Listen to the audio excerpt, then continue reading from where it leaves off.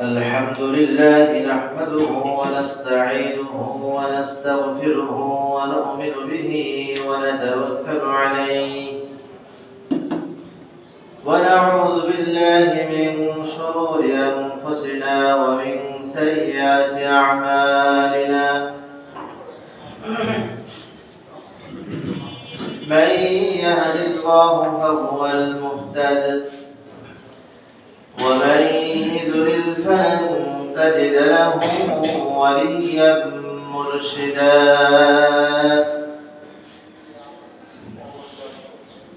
الذي أرسله بالحق بشيرا ونذيرا وداعيا إلى الله بإذنه وسراجا منيرا أما بعد فقد قال الله تعالى في كلامه المجيد وفرقانه الحميد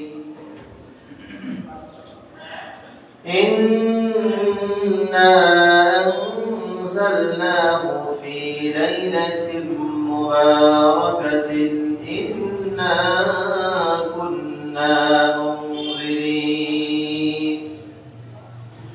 فيها يفرق كل أمر حكيم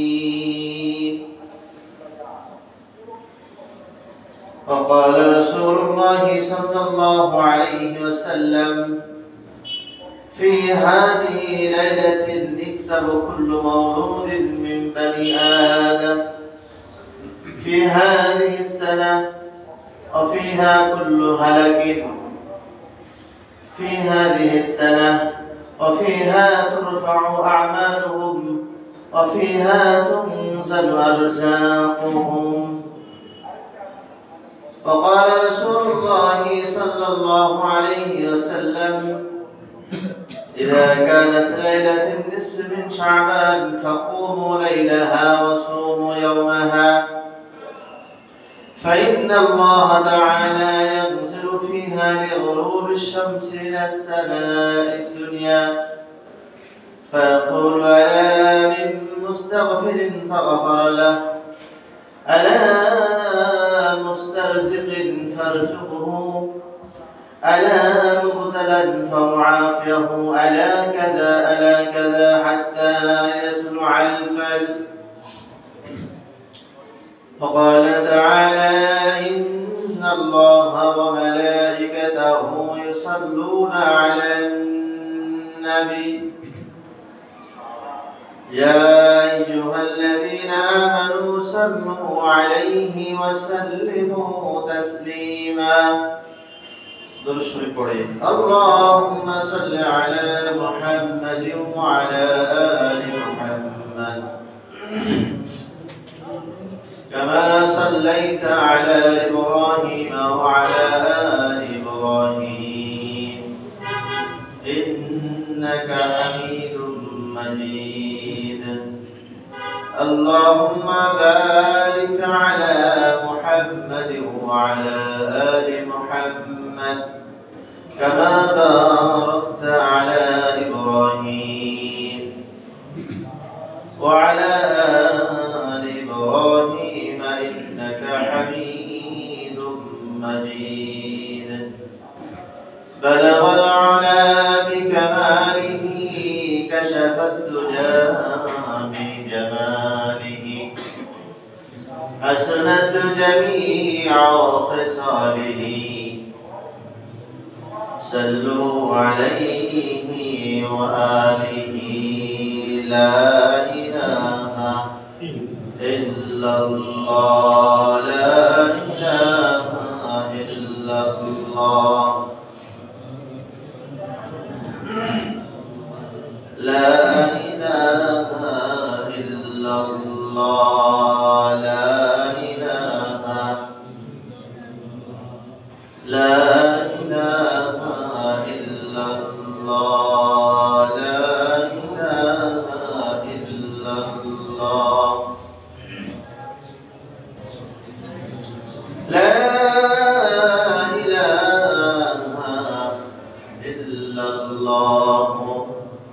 محمد رسول الله صلى الله عليه وسلم تسليما كثيرا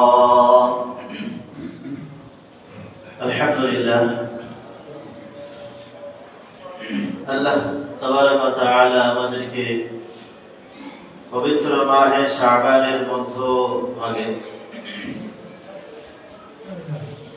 পবিত্র জুমার দিন জুমার নামাজ পড়ার জন্য বিভিন্ন জায়গা থেকে, বিভিন্ন অঞ্চল থেকে, বিভিন্ন এলাকা থেকে,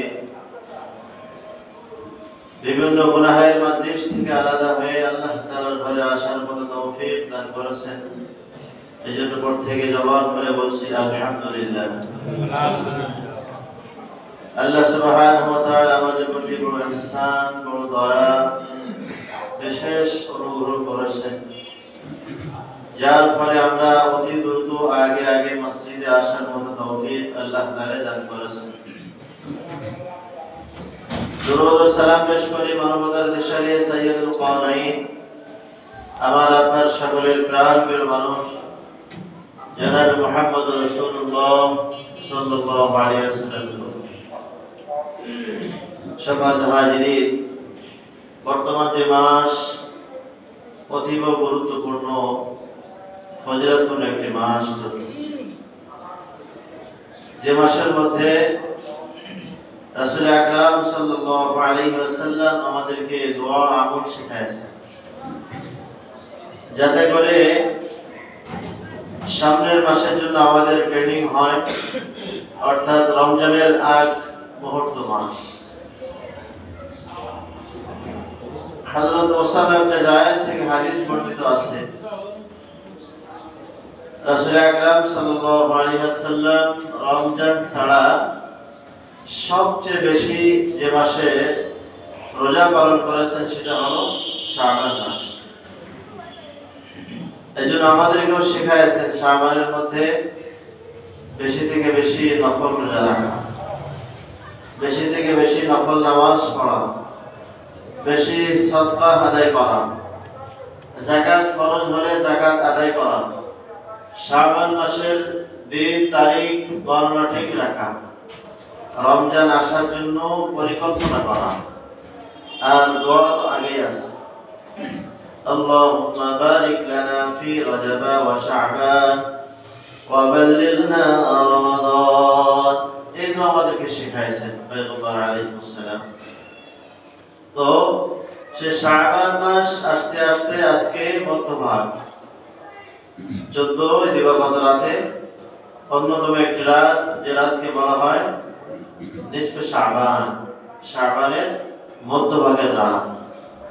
আরো আমরা বাংলায় বসি শবে বরাতের রাত। সব হলো ফার্সি শব্দ, বাংলা হয় রাত, বারাত এর অর্থ হলো মুক্তির রাত। এই রাতের মধ্যে আল্লাহ তাআলা অসংখ্য অগণিত সীমাহীন মানুষকে আল্লাহ তাআলা মাফ করে দেন।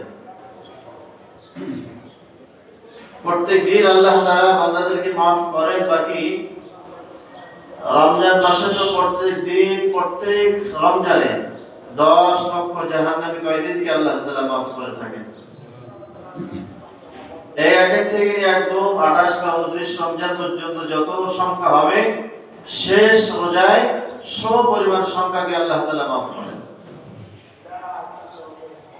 বিশেষ বিশেষ রাতের মধ্যে আল্লাহ তাআলা বান্দাদেরকে গুনাহ খাতা মাফ করে দেন, জাহান্নামীদেরকে আল্লাহ তাআলা মাফ করে দেন।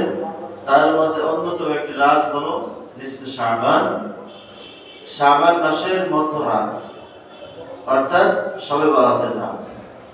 এই রাত আজকে দিবাগত রাতে ইনশাআল্লাহ।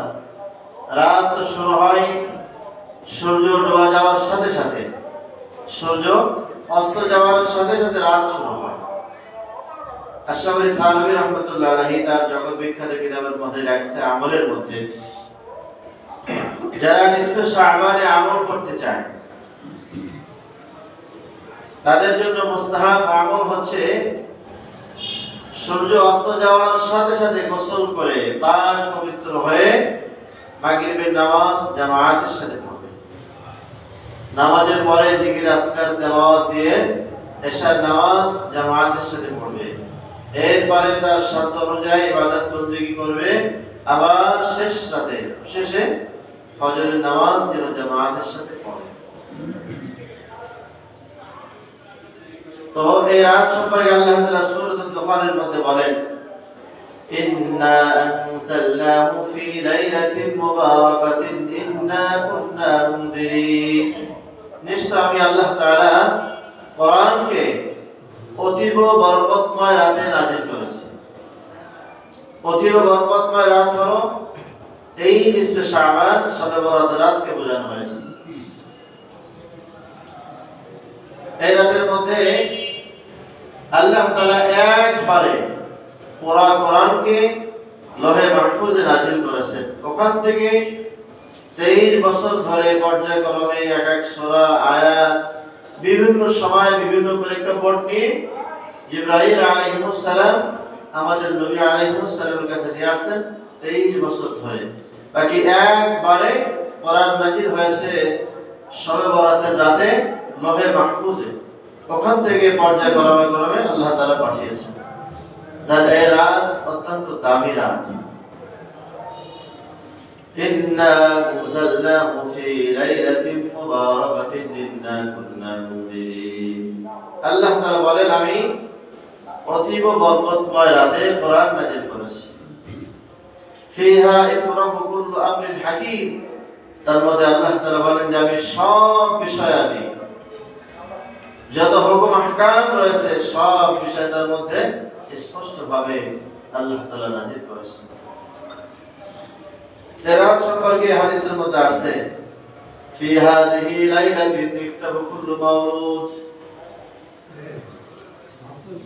ওয়া ফি হাযিহি সানাহ। এক বছরের মধ্যে কত মানুষ পৃথিবীতে আসবে, কত মানুষের ইন্তেকাল হবে,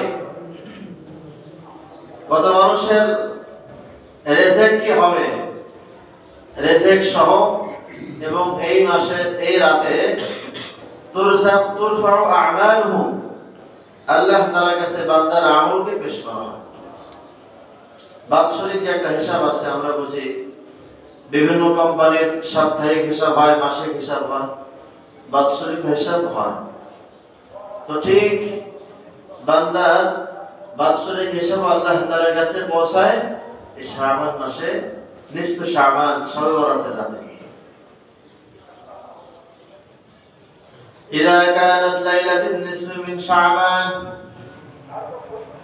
পয়গম্বর আলাইহিস সালাম বলেন, নিসফে শাবানের রাত যখন শুরু হয়, ফাকুমু লাইলাহা ওয়া সুমু নাহারাহা। নিসফে শাবানের রাত যখন তোমরা পেয়ে যাবে, সেই রাতের মধ্যে তোমরা ইবাদত বন্দেগী করবে।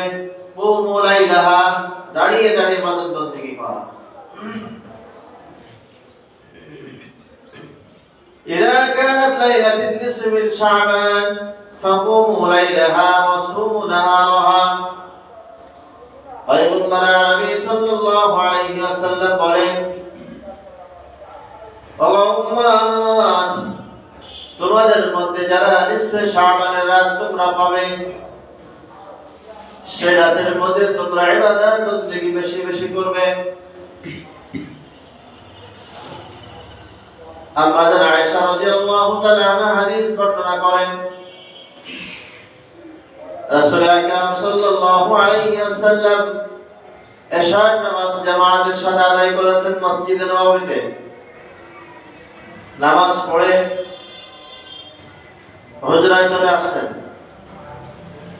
আম্মাজান আয়েশার ঘরে আসছেন, জামা কাপড় সব করে বিছানায় গিয়েছেন।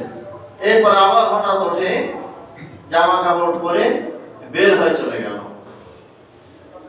আম্মাজান আয়েশার মনের মধ্যে একটা লাগছে যে পয়গম্বর আসলো আবার চলে গেল, না জানি আমার পরে অসন্তুষ্ট হয়েছে, অখুশি হয়েছে, মনে হয় অন্য কোনো বিবির ঘরে যেতে পারে।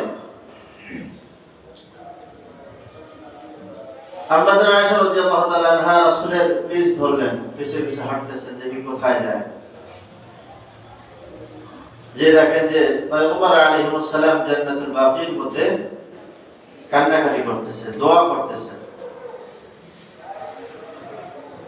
পয়গম্বর দেখেন যে পিছনে আয়েশা দাঁড়ানো। তো রাসূল আকরাম সাল্লাল্লাহু আলাইহি ওয়াসাল্লাম বলেন যে আয়েশা, তুমি ভাবতেছো আমি অন্য কোনো ঘরে চলে গেছি? বলে হ্যাঁ, আমার তাই ধারণা হচ্ছিল। বলে আমি তো রাসূল, আমি তো কারোর উপরে জুলুম করব না, আমি তো পয়গম্বর, কারোর হক নষ্ট করব না। রাসূল আকরাম সাল্লাল্লাহু আলাইহি ওয়াসাল্লাম বলেন, ও আয়েশা, আজকে কোন রাতের রাত সম্পর্কে তোমার জানা আছে? আম্মা আয়েশা রাদিয়াল্লাহু তাআলা আনহা বলেন, আল্লাহ এবং তার রাসূল সবচেয়ে ভালো জানেন। পয়গম্বর আরবি সাল্লাল্লাহু আলাইহি ওয়াসাল্লাম বলেন, আয়েশা, আজকে হচ্ছে নিসফে শাবান, শাবানের মধ্যরাত। আল্লাহ তাআলা এই শাবানের নিসফে শাবানের রাতে অসংখ্য অগণিত, অর্থাৎ বনু কালব, মদিনার মধ্যে সবচেয়ে একটা সম্ভ্রান্ত গোত্র, কালব গোত্রের একটা কালো ছাগলের বেশি পশম বেশি হয়। পয়গম্বর আলাইহিস সালাম বলেন, বনু কালব গোত্রের একটা বকরির গায়ে যত পরিমাণ পশম রয়েছে, আজ রাতের মধ্যে আল্লাহ তাআলা সম পরিমাণ জাহান্নামীদেরকে আল্লাহ তাআলা মাফ করবে। পয়গম্বর আলাইহিস সালাম জান্নাতুল বাকির মধ্যে দোয়া করেন, ইয়া রাব্বাল আলামিন, সকল মুমিন মুমিনা, সকল মুসলিম মুসলিমা, আমার যত উম্মত, যত শুহাদা, যত সিদ্দিকিন, সালিহিন, নেককার বান্দা বান্দি যারা দুনিয়া থেকে বিদায় হয়েছেন, সকলকে আপনি মাফ করে দেন। পয়গম্বর দোয়া করতেছেন, কান্নাকাটি করতেছেন। তাহলে একটা আমলের মধ্যে আমরা আমল পেয়ে গেলাম, আমাদের আপনজন যারা চলে গেছেন তাদের জন্য বিশেষ দোয়া, সম্ভব হলে কবরস্থানে যাওয়া। তবে আরেকটা শিক্ষা হলো, কবরস্থানে কিন্তু আল্লাহ রাসূল সাহাবাদেরকে নিয়ে যাননি, জামাতবদ্ধ হয় না, একা একা যাওয়া। আমাদের তো ব্যতিক্রম, আমরা মিছিলের মতো চলে যাই, ৮-১০ জন মিলে গল্প গুজব করতে করতে যায়। কবরস্থানে গেলে যে মন নরম হবে, এটা কিন্তু হয় না। আল্লাহ রাসূল চাইলে তো সব সাহাবাদেরকে নিয়ে যেতে পারতেন, জান্নাতুল বাকি তো একদম কাছে, মদিনার মসজিদের কাছেই, কিন্তু আল্লাহ রাসূল একা চলে গেছেন। তাহলে একটা আমল হচ্ছে কবরবাসীদের জন্য দোয়া, সম্ভব হলে কবরের কাছে যাওয়া, একা যাওয়ার চেষ্টা করা। আমি জামাতবদ্ধ হয়ে যাব না, সবাইকে নিয়ে যাব না, আমি আমার মতো চলে যাব। ইযা কানাত লাইলাতুন নিসফি মিন শাবান, পয়গম্বর বলেন যখন নিসফে শাবানের রাত এসে যায়, ফাকুমু লাইলাহা, তোমরা রাতে ইবাদত বন্দেগী করো, রাতে ইবাদত বন্দেগী করো। ওয়াসুমু ইয়াওমাহা, আর পরের দিন রোজা রাখো। তাহলে ইবাদত হলো রাতে ইবাদত, সকালে রোজা, পরের দিন রোজা। ফাইন্নাল্লাহ তাআলা, নিশ্চয় আল্লাহ তাআলা, ইয়ানজিলু মিনাস সামাই ফিহা, আল্লাহ তাআলা অবতরণ করেন, আসেন, নাজিল হন, ইলা সামাই দুনিয়া, একদম দুনিয়ার আসমানের কাছে, মানে প্রথম আসমান। তাফসীরের মধ্যে আছে প্রথম আসমান মানে একদম বান্দার কাছে হওয়া। ফেরেশতারা ঘোষণা করেন, আলা মিন মুস্তাগফিরিন, কে আছে ক্ষমা চাওয়ালা, আমার কাছে ক্ষমা চাও, আমি ক্ষমা করব। অবশ্যই আল্লাহ তাআলা সকলকে ক্ষমা করবেন, তবে 7 শ্রেণীর মানুষ এই বরকতপূর্ণ রাতেও ক্ষমা পাবে না, তাদের সম্পর্কে বলবো সামনে।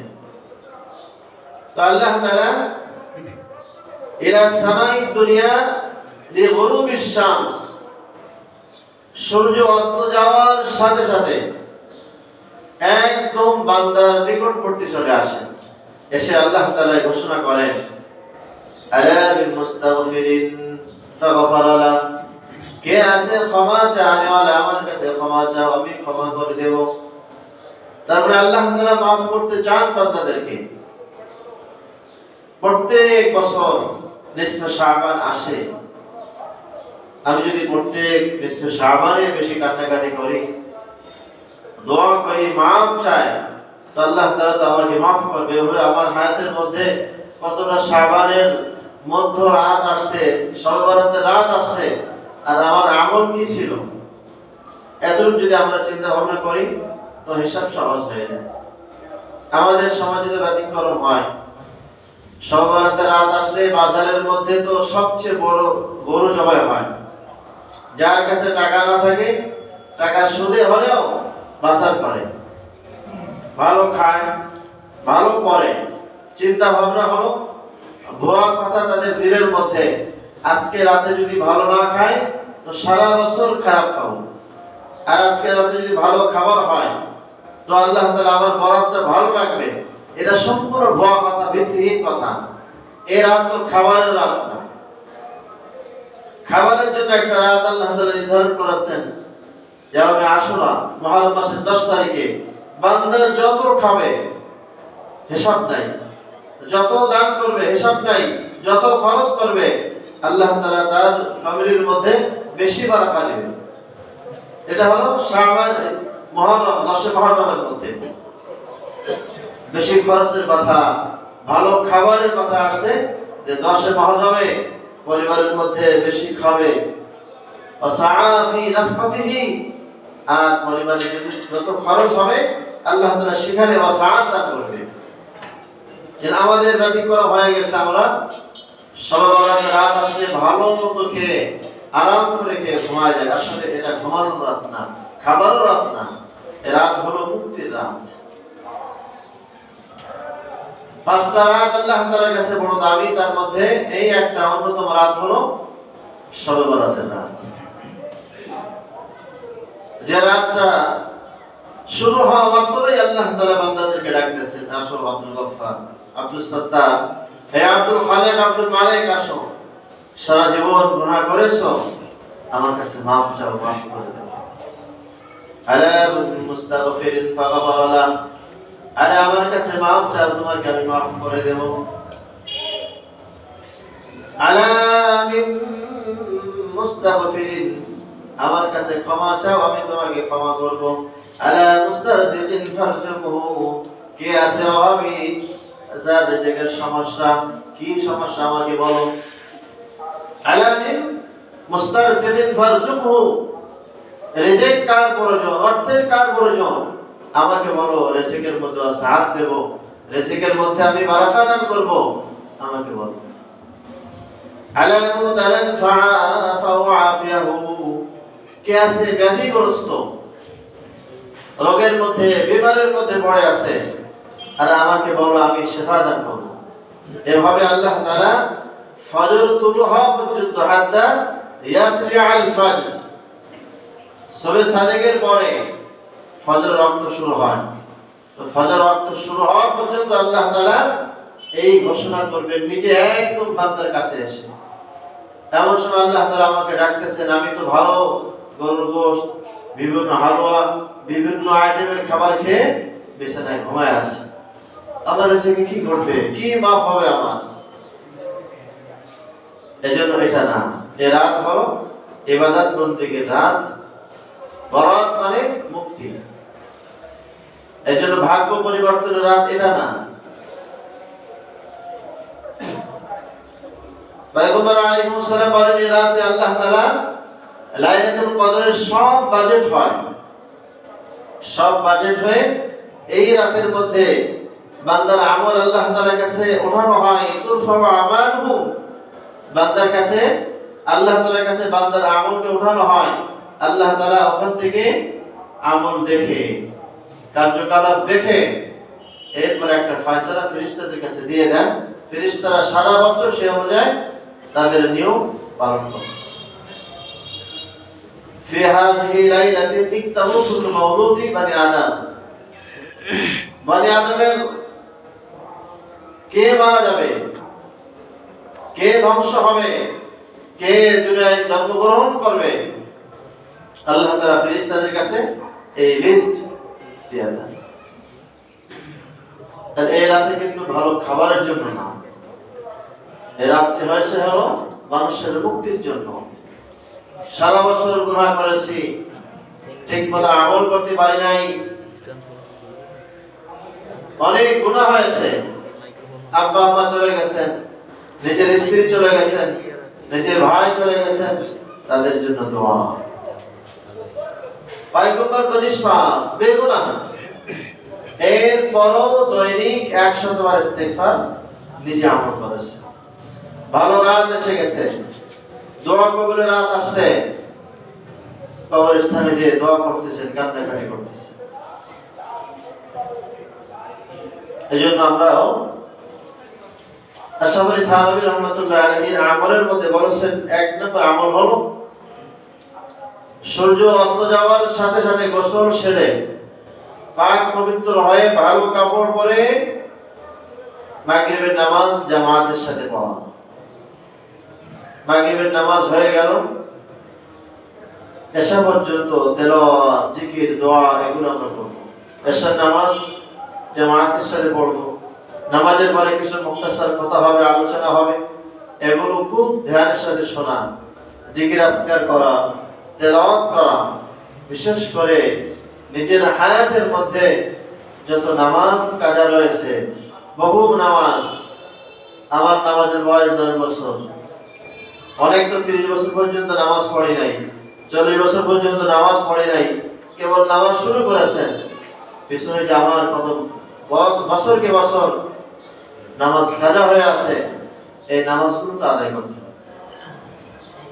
এই জন্য আশরাফী থানভী রাহমাতুল্লাহ আলাইহি বলেছেন, বিশেষ একটা মওকা হলো আজ রাতের মধ্যে আমি সব উমরে কাজা নামাজগুলো হিসাব করে করে আদায় করব। এরপরে তাহাজ্জুদ রক্ত হয়ে যাবে, তাহাজ্জুদের নামাজ পড়ব, সেহরি খেয়ে পরের দিন রোজা রাখব। পয়গম্বর আলাইহিস সালাম তো প্রত্যেক চাঁদের মধ্যে 13, 14, 15 দিন রোজার আমল করতেন। তিনি রোজার আমল করতেন যেন মৃত্যুর কথা স্মরণ করে, মৃত্যু আমার যে হবে, আল্লাহ তার কাছে আমার আমল পৌঁছাবে, তো আল্লাহ তাআলা যেন আমার আমলটা রোজা অবস্থায় পেয়ে যায়, এই জন্য তার আমল ছিল। আমরা 3টা না পারি, কমস কম আজকে রাতে ইবাদত বন্দেগী করে পরের দিন রোজা রাখবো। খাবার যা তকদিরে আল্লাহ তাআলা রাখছে ওটাই খাবো, ভালো খেতে হবে, না হলে সারা বছর খাওয়া যাবে না, ভুয়া কথা।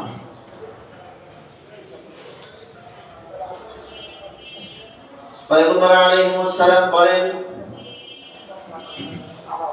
ইযা কানাত লাইলাতুন নিসফি মিন শাবান ফাকুমু লাইলাহা ওয়া সুমু ইয়াওমাহা, যখন নিসফে শাবানের রাত এসে যায়, ফাকুমু লাইলাহা, তোমরা রাতে ইবাদত বন্দেগী করো, ওয়া সুমু ইয়াওমাহা, পরের দিন রোজা রাখো।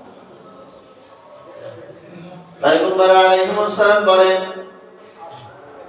এই রাতের মধ্যে নিসফে শাবান, শাবানের মধ্যরাত, লাইলাতুল বরাত, শবে বরাত রাতে আল্লাহ তাআলা অসংখ্য অগণিত সীমাহীন মানুষকে আল্লাহ তাআলা ক্ষমা করে, তবে 7 শ্রেণীর মানুষ ক্ষমা পাবে না।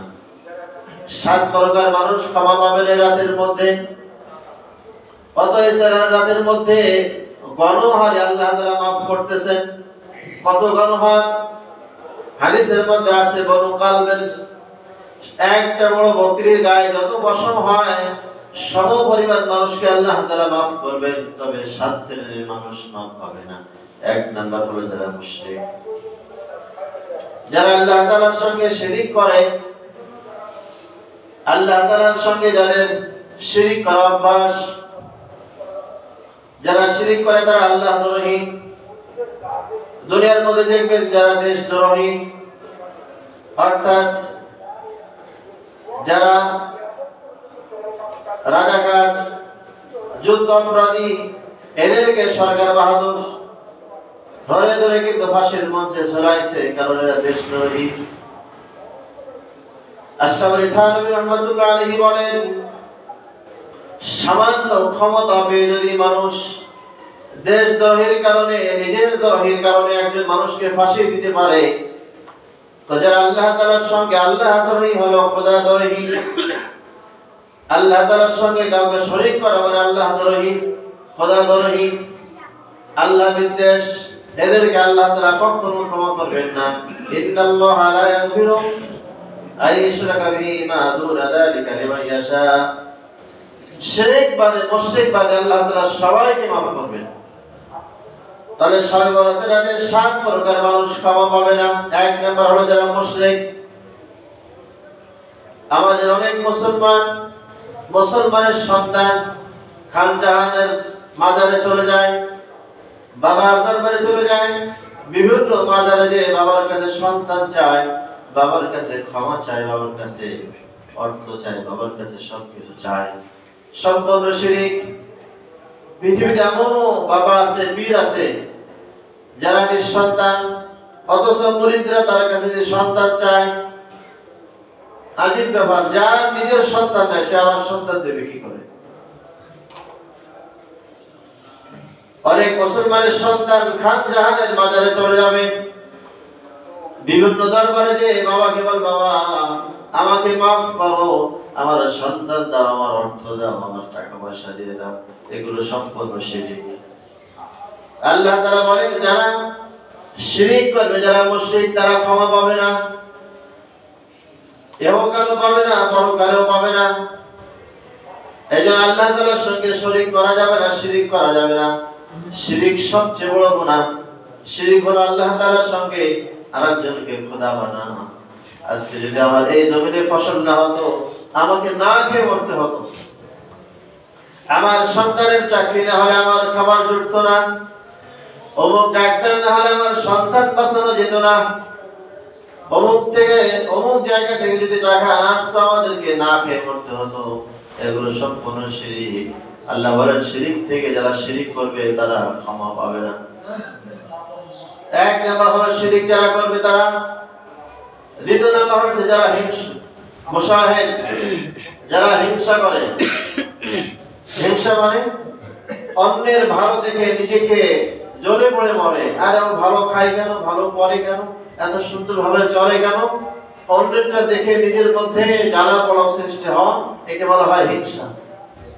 এই যাদের মধ্যে হিংসা ভাব আছে, হিংসুক, এরাও আজকে রাতে মাফ পাবে না। 3 নাম্বার পিতামাতার অবাধ্য সন্তান। পিতামাতার সঙ্গে কোনো খোঁজ খবর নাই, পিতামাতা কি খায় না খায় খোঁজ খবর রাখে না, আল্লাহ তাআলা এদেরকে মাফ করবে না। আজীবন ঘটনা রাতে হিসেবে শোনো। পিতামাতার অবাধ্য হলে কি হয় এবং তাদের খেদমত করলে কি হয়, আজকে এশার পর ইনশাআল্লাহ আমাদের মসজিদে আলোচনা হবে। সামান্য কিছু কথা ইনশাআল্লাহ বলা হবে সময়। তাহলে 3 নাম্বার পিতামাতার অবাধ্য সন্তান, এরাও আজকে রাতে মাফ পাবে না। 4 নাম্বার যারা মদখোর, নেশাখোর, ইয়াবাখোর, ফেন্সিডিলখোর, এরাও আজকে রাতে মাফ পাবে না। সম্পূর্ণ হারাম যাদের অভ্যস্ত হয়ে গেছে, মদ না হলে অনেকের রাত যায় না, নেশা না করতে পারে সময় কাটে না। এই যে নেশাখোর, মদখোর, ইয়াবাখোর, ফেন্সিডিলখোর, এরাও আজকে রাতে মাফ পাবে না। হারাম গুনাহের কাজ, কবিরা গুনাহ, এরা অভ্যস্ত হয়ে গেছে বান্দা, এই গুনাহ থেকে ফিরে থাকতে হবে। 5 নাম্বার যারা টাকনার নিচে কাফন পরিধান করে। অনেক আছে গর্ব করে চলে সন্তান, লুঙ্গি প্যান্ট টাকনার নিচে দিয়ে চলে। হাদিসের মধ্যে আসছে লুঙ্গি এবং প্যান্ট যা হোক টাকনার নিচে দিলে দিলের মধ্যে অহংকার পয়দা হয়। যারা আজকে অভ্যস্ত টাকনার নিচে লুঙ্গি অথবা প্যান্ট পরতেছে, এরা গুনাহ কবিরা করতেছে, এদেরকে আল্লাহ তাআলা আজকে রাতে মাফ করবে না। ওমর ফারুক রাদিয়াল্লাহু তাআলা আনহুর মমর শাহাদাতে অন্যান্য সাহাবারা দেখতে আসতেছেন, মমর শাহাদাতে আমরাও দেখতে যাই। আত্মীয় অসুস্থ হলে তো ঠিক ওনাকেও দেখতে আসতেছেন যে খলিফাতুল মুসলিমিন দুনিয়া থেকে মনে হয় চলে যাবে, তো আসতেছেন। উনি আসা অবস্থায় মাথা উঁচা করে দেখতেছে যারা আসতেছে তাদের লুঙ্গি কোথায়, তাদের পায়জামা কোথায়, টাকটার নিচে না উপরে। কত গুরুত্ব দেখেন। তাহলে 5 নম্বরে যারা টাকটার নিচে কাপড় পরিধান করে কাপড় মানে প্যান্ট লুঙ্গি যা হোক, এদেরকে আল্লাহ তাআলা মাফ করবে না। 6 নাম্বার, আত্মীয়তার সম্পর্ক ছিন্নকারী। আমাদের সমাজে বহু মানুষ আছে আত্মীয়তার সঙ্গে সম্পর্ক নাই। আত্মীয়তা মানে অনেক সময় ছেলে বাপের সঙ্গেও সম্পর্ক নাই, ছেলে মেয়ের সাথে নাই, হ্যাঁ, দুই বোনের সঙ্গে সম্পর্ক নাই, ভাই ভাইয়ের সাথে সম্পর্ক নাই। কেন? এগুলো সম্পূর্ণ আত্মীয়তা সম্পর্কের ছিন্নকারী। এটাও আল্লাহ তাআলার কাছে আজকে মাফ পাবে না। 7 নম্বরে হচ্ছে যারা মানুষ হত্যা করে। জালেম আছে, অনেক জালেম। মানুষ হত্যা না করতে পারলে আমাদের ঘুম হতো না। এই সমস্ত জালেমরাও আজকে রাতে মাফ পাবে না। তাহলে 7 শ্রেণীর মানুষ বাদে আল্লাহ তাআলা সবাইকে মাফ করে দেবেন। আমরা অনেক এই গুনাহের মধ্যে কিন্তু লিপ্ত আছি। শিরকের মধ্যে যারা হিংসুক, যারা হিংসা করে, পিতামাতার অবদ্ধ সন্তান, ডাক্তার নিচে অনেক সময় কাপড় পরিধান করে, আত্মীয়তার সম্পর্ক ছিন্ন করে, এসব গুনাহ থেকে আজকেই তওবা করে ফিরে আসা। আজকে মানে এখন তওবা করে ফিরে আসা, আর এগুলোর সামনে করব না, ভবিষ্যতে আর করব না। যদি খালেস একদম আল্লাহ তাআলাকে খাঁটি মনে ইস্তেগফার করা যায়, তো আল্লাহ তাআলা মাফ করবে। আল্লাহ তাআলা আমাদেরকে তৌফিক দান করেন। রাতেও আমাদের ইনশাআল্লাহ এখানে আলোচনা হবে, ইবাদত বন্দেগী হবে, জিকির হবে, সূরা ইয়াসিনের আমল হবে। যেন আমরা ইনশাআল্লাহ ইবাদত বন্দেগী আসলে তো বাসায় করা নফল ইবাদত। আমাদের বাসার পরিবেশ অনেক সময় ভিন্ন। বাসায় টিভির ব্যবস্থা আছে, নাচ গানের ব্যবস্থা আছে, এগুলো অনেক সময় ওপেন থাকে, যার কারণে সব সময় ইবাদত বন্দেগী করা যায় না। এজন্য মসজিদের পরিবেশ হলো ইবাদত করা। কমস কম আমরা ইনশাআল্লাহ মসজিদে এসে ইবাদত করব, আর মা বোনরা ঘরে ইবাদত করবে। লাইলাতুল বরাতের নির্দিষ্ট কোনো নামাজ নাই, কয় রাকাত পড়বো এটা কোনোই না। যে কয় রাকাত আপনার সাথে পড়ায়, কমস কম এশার নামাজ জামাতের সাথে পড়া, আর নফল নামাজ, তেলাওয়াত, জিকির, কাজা নামাজ আদায় করা, আবার ফজরের নামাজ যেন জামাতের সাথে হয়। অনেকে আপনি সারা রাত ইবাদত বন্দেগী করে ফজরের সময় উঠবে না, কোন রকম সেহরি খেয়ে ঘুমায় যাবে, ফজর নাই যোহর নাই, অথচ রোজা রাখছে। এই ইবাদতের কোনো দাম না যদি ফজরের নামাজ জামাতের সাথে না হয়। তাহলে নির্দিষ্ট কোনো সূরা নাই, নির্দিষ্ট কোনো রাকাতের সংখ্যা নাই। যে কয় রাকাত আপনার সাথে পড়ায় আপনি পড়তে পারেন, পড়বেন। 2 রাকাত হোক, 4 রাকাত হোক, কোনো সূরাও নির্দিষ্ট নাই। যেটা আপনার মুখস্থ আছে আপনি ওটাই পড়েন। আল্লাহ তাআলা আমাদেরকে তৌফিক দান করেন। আর পরের দিন আপনি ইনশাআল্লাহ আগামীকালকে রোজা রাখবেন ইনশাআল্লাহ। আল্লাহ তাআলা আমাদের সকলকে আমল করার তৌফিক দান করেন। যারা সুন্নাত পড়তে পারেন সুন্নাত পড়েন।